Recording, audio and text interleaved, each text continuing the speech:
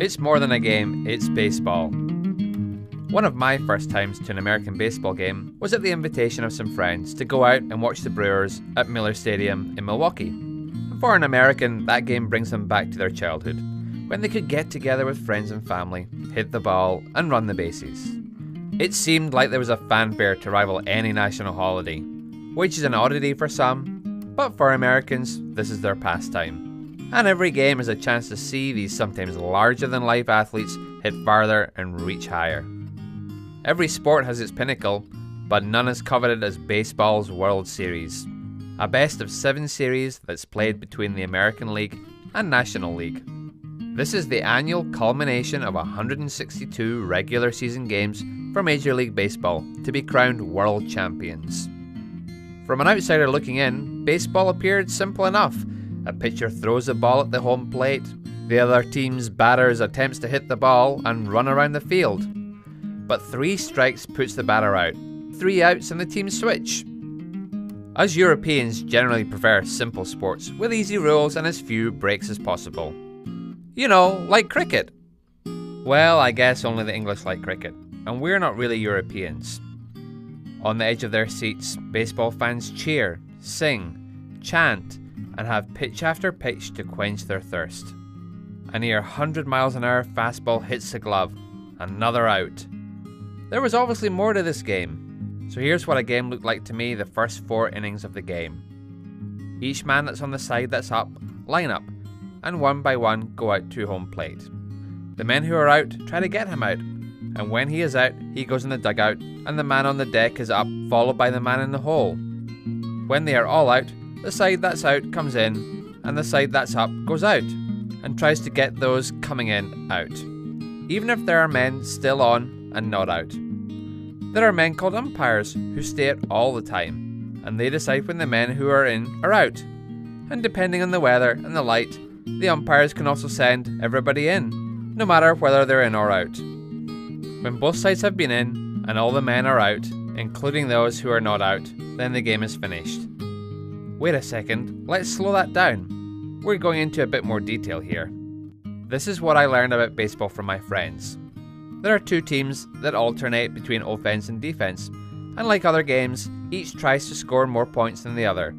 But in baseball, they don't call them points, they call them runs. And you score a run by completing one circuit of 4 bases, but only while on offense or at bat. It's called at bat because of the cylindrical piece of wood the players use to hit the ball.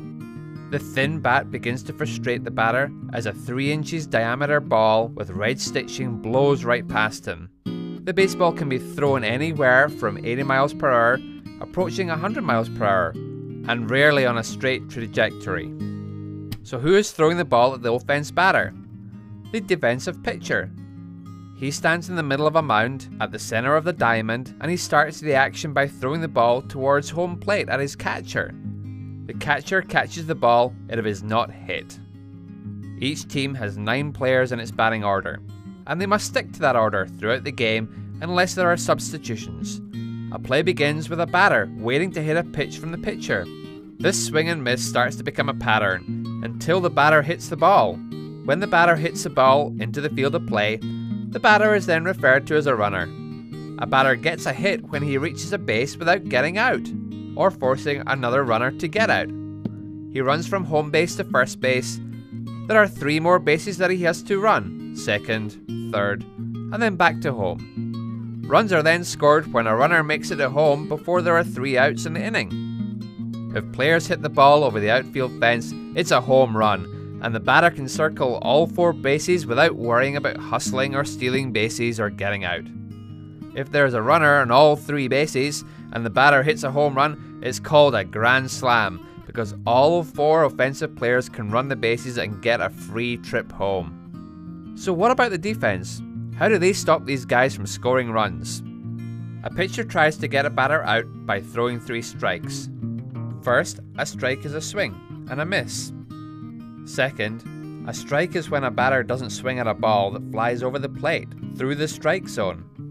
If the batter hits the ball in foul territory, it can be a strike, unless there are already 2 strikes. Then it's just basically a redo. And get this, if the catcher doesn't catch the 3rd strike, If it goes past them, or they lose it out of their glove, then the batter becomes a runner and can try to get to first base before the catcher finds the ball and throws it to the first baseman. Then he's safe, even though he's struck out. Now, if the pitcher throws 4 balls, which means a pitch that is not in the strike zone, and the batter doesn't swing at them, the batter is automatically allowed to go to first base. There are a few other ways for the defense to get the offense out. First is the strikeout, which we've discussed, where the batter misses 3 pitches. Then there's a force out, when the ball is hit and the defense player gets the ball and reaches a base before the runner. Then there are flyouts, when a player hits a ball in the air and it's caught by a defensive player before the ball hits the ground. And last but not least, there are tagouts, where the runner is touched with the ball or by a glove with the ball in it. Let me explain the field to you. The field is often called a diamond, though the field is actually more shaped like a cone. The part of the field closest to the bases, inside the diamond, is called the infield, and the grassy, farther reaches is the outfield. The distance between each base is about 90 feet, the distance that an offensive player must run in order to reach the next base.